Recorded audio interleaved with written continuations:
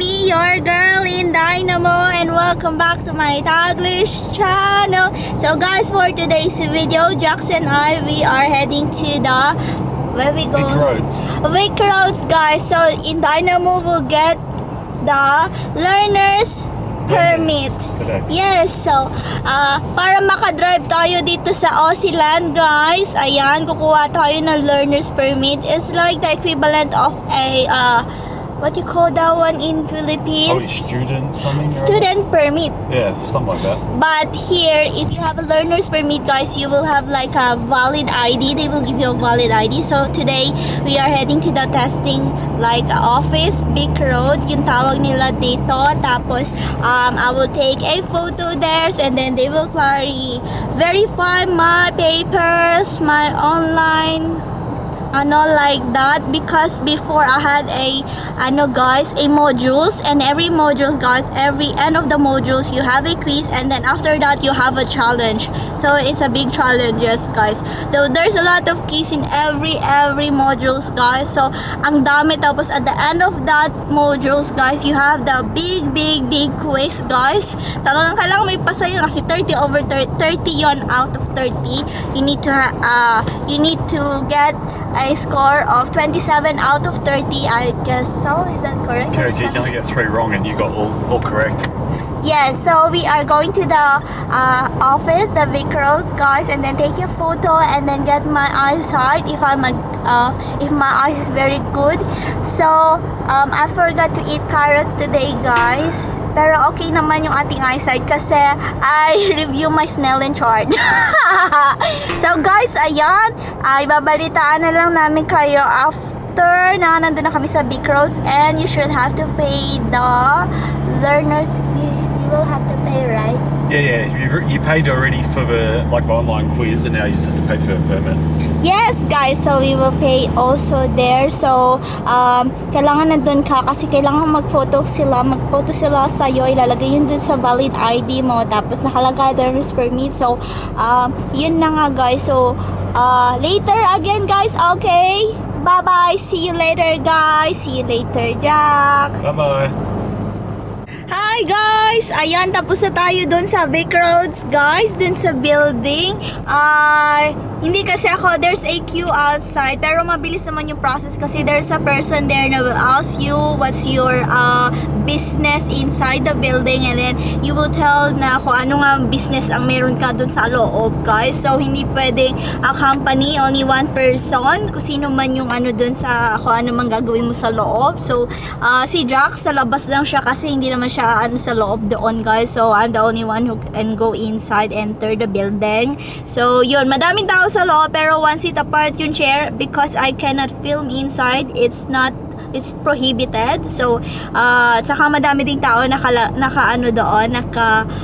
parang nag-o-observe ba, ganon. Tapos mamaya I will tell you what I did inside, kung ano yung mga ginawa ko sa loob, yung mga processing. Mabilis lang yung processing. So it takes like 30 minutes, Jax, right? Yeah, I think it was that bad. It was nice sitting outside, but yeah, it went fast. So yung lang doon, yung waiting area lang, yung tatawagin yung number mo kasi they will give you a number, depends on kung ano ang business mo doon sa loob. So ngayon, guys, we are going back home, and I will tell you later kapag nasa bahay na kami kung ano yung mga ginawa ko sa loob ng building na Big Roads, right, Jax? That is correct. So later again, guys, it's a very sunny weather today. It's very good weather, as you can see here. Yeah, it's 21 apparently. So it's actually nice being outside. The wind's not too heavy, and yeah, it's actually nice being outside with jeans on. Yes, guys, you can see here.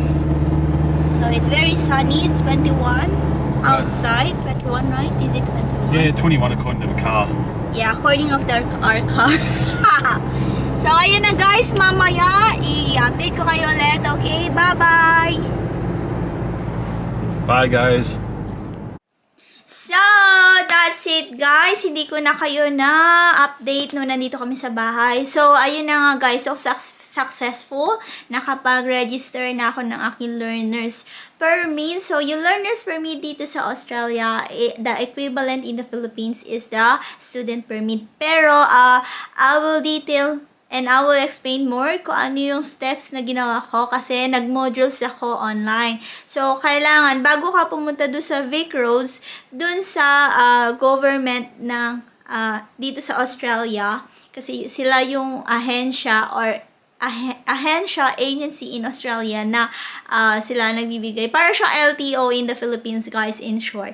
So, bago ka pumunta dun, guys, bago ka sumugot sa laban, kailangan natapos mo na yung modules mo. Kasi sa modules na yon, in every modules, guys, there's a 3 part of that modules. So, you need to, the first part, they have a lot of quiz, they have a lot of practice test and a strategy test. So, bago ka mag-jump sa another test, guys, you need to, para ka nag-aaral, modules, kailangan mo matuto, mag-read ng ganito, ganyan. So, yun, nakakyo nga kami ni Jax, tapos the person who assigned outside, they give me like this one. And then, if he asked me if I have the apps for the learners kasi medyo techy dito sa Australia, guys. You don't need a book or a notebook. So, you need to download here in the Play apps, guys, or the Google Play. And you can search this out, which is the Learner's Permit, guys. And I will detail much more in my next upcoming videos about doon sa Learner's Permit ko. Ayan. So, download the learners from the apps and Google Play, guys. So, ayun na nga, guys. Pagpasok ko doon, hindi kasi kasama pwede si Jack sa loob. So, only the person nga na kailangan doon. And then, the first one is, they will verify your documents, your modules, your name, your identity, verify the identity, guys. So, I bring my ID, I bring my passport, and I bring my credit card. So, kung wala ka sa mga ganun, guys, hindi ka makakapag-verify ng iyong identity doon. So, yun yung counter ko. So, I'm in counter 6 that time. The guy will ask you, what's your mission inside the building. And then, if you said that, I'm here for my learner's permit, so he will give you a number and then you need to wait. Once they call your number, you can go to the provided counter that they will give to you. So, ayun na, tinawag yung number ko, tapos, binigyan ako na afternoon, guys. Nag-fill up ako. Tapos, that counter also, I did meron akong eye test, which is the Snellen chart nga sa atin. So, magaling tayo dyan sa Snellen chart, guys. So, dun din sa counter na yon, pinalipat lang ako on the side, and then, she asked me if I wear any contact lens. Sabi ko, hindi. It's a natural one. I don't have any contact lens. So, go to the side and then, can you read the first line for me? So, yung first line, malaki mga letters niya. So, talaga ma-perfect natin yan, guys, ng bonggang-bongga. So, after nun, may pinakita siya sa aking piece of paper, and then she said that, can you see if it's all your information are correct? So, I check nga, guys, correct naman. Pati yung name ko, surname, yung birthday ko, yung kung saan ako nakatira dito sa Australia is all correct. So, no need to change. So, lastly, I need to pay also on that counter. So, I pay $25.60. So, the equivalent yan sa peso is 993.60 or 940, if I'm not mistaken. Kasi nga credit card, no, they will ask you if it's cash or card. I said card. Kasi nga may mga, alam niyo yung sa ATM machine, yung sa machine, guys, kapag sa teller, ayun, kailangan marunong ka talaga sa ganun, guys, kasi meron sila mga ganun each counter. So, they not the one who will able to put your card inside the yung parang ATM. So, yung mo ng card mo. So, yun nga, kasi I have a credit card, so that's very easy for me. I don't need to put my PIN. I just put it, insert the card and that's it. That's it. So, ayun na nga guys. After nun, she said to me that move to this counter and we will take your photo. So, sa photo naman guys, okay naman. Medyo mataas lang yung camera, binaba lang kasi nga kailangan pantay natin guys. Kasi yung nauna sa akin, ang tangkad niya. So, binaba niya yung camera. Tapos, no need to smile guys. Para naman tayong kakalabas sa preso. Kasi nga parang ano yun valid ID ko na yun dito sa Australia. So, aside sa passport, yun yung valid ID ko. So, learner's permit, guys. She gave me a learner's permit receipt, which is this one. Ayan, from Vic Roads. Tapos, nandyan yung pangalan ko, yung permit number ko, yung date of entry ko, permit type, which is the car, conditions. Tapos, ayan. Ito. Well, I need to close this information guys because this is my identity. Kaya para hindi tayo nakawan. Nakawan!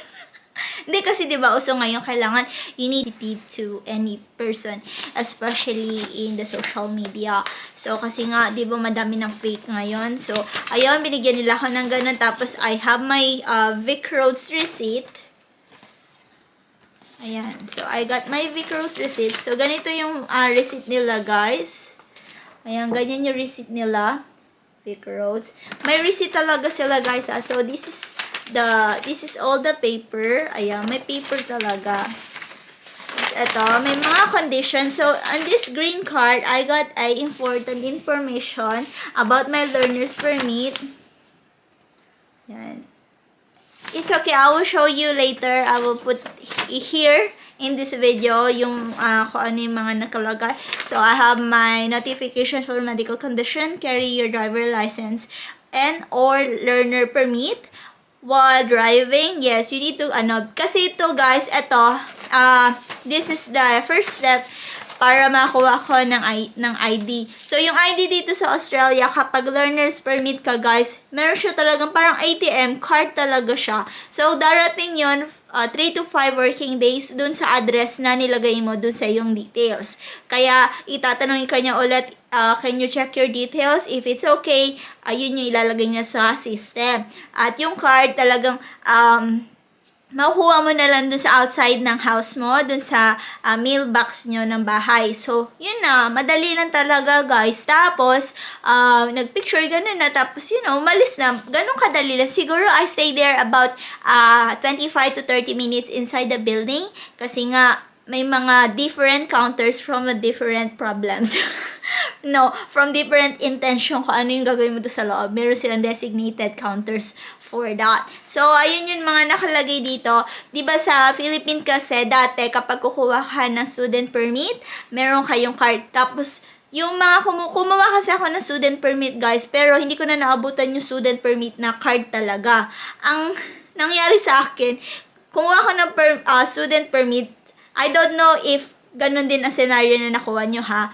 Kumuha ka ng student permit in the Philippines, pero ang nakuha ko resibo. Kasi nga, out of stock na daw or something, there's a problem or error, whatever, dun sa mga card when it comes to student permit. So, ayun nakuha ko ay resibo. So, resibo, it means if you're okay, for the next level ka na kapag may student permit ka or the student receipt sa Philippines.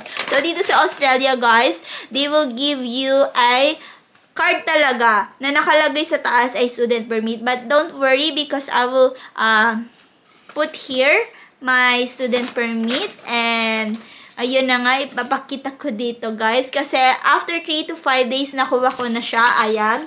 Nakuha ko na siya guys. So, I will not information. Nakuha ko na siya guys. It's a card talaga siya. So, ayan. Card talaga siya guys. Ayan siya. So, card siya, guys.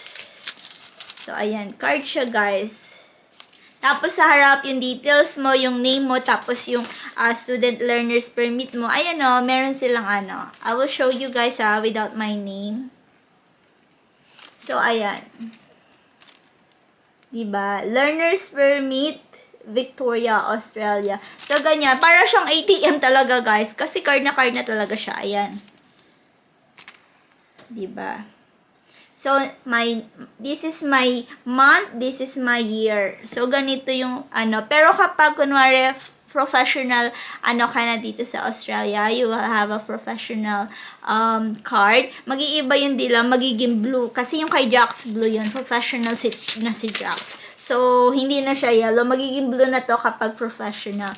So, madami pa tayong step na gagawin dyan bago tayo makakuha ng professional talaga, guys. Kasi meron sila professional na green, may professional na red sila. So, I will tell you a lot of details and I will tell you some other times kung ano yung ginawa kong modules about my learner's permit. So, ayun na nga guys, nakuha ko siya 3 to 5 days. And I'm so happy kasi makaka-drive na ako. Ang aking superior is si Jax sa aking side. Kasi kailangan sa Australia marunong kang mag-drive. Wala kasi may mga bus dito. Pero, sabi ko nga sa inyo dati, mahirap i-ano yung mga bus. Kasi nga meron silang time. So, kailangan talaga marunong kang mag-drive dito sa Australia. Pag hindi ka marunong, hindi ka makakalabas na bahay. So, that's the end of our video for today, guys. Thank you very much for watching. And I hope you learned something today. Thank you for supporting my videos and mega love shoutout to each wonderful people of the universe. Thank you from the bottom of my hypothalamus. Please like if you did enjoy my video for today. And please to subscribe if you haven't yet. And don't forget to hit the bell button for you to notify on my next video. And please comment down below if you like this video po. And see you when I see you on my next one. Bye bye guys. Be good. You take care. Be safe. And ciao la.